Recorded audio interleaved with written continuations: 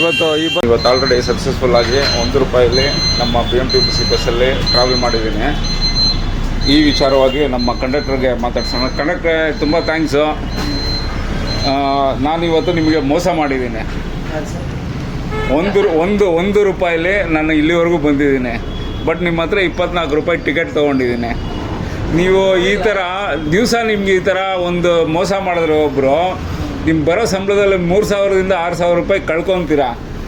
ಹಾಂ,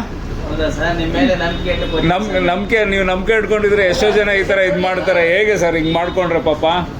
ಹಾಂ,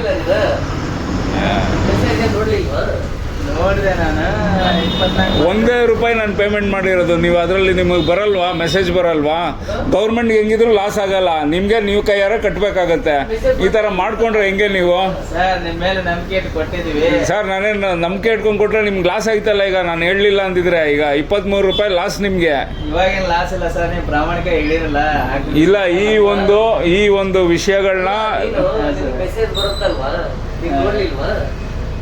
ನಮ್ಮ ಕಂಡಕ್ಟರ್ಗಳಿಗೆ ಈ ಥರ ಮೋಸಗಳಾಗುತ್ತೆ ಅಂತ ಹೇಳಿ ನಾವು ಒಂದು ಇದನ್ನು ಪ್ರಾರಂಭಿಸಿದ್ದೀವಿ.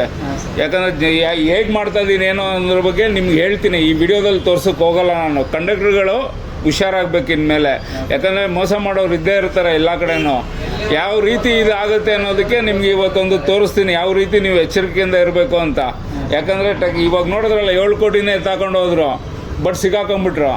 ಬಟ್ ನಿಮ್ಮಲ್ಲಿ ಸಿಗಾಕೊಳ್ಳೋಕ್ಕಾಗಲ್ಲ, ಜನ ಹೊಡೋಗ್ಬಿಡ್ತಾರೆ. ಯಾರನ್ನಂತ ಇದು ಮಾಡ್ತೀರಾ? ₹1 ಆಗಿದೆಯಾ ಪೇಮೆಂಟು?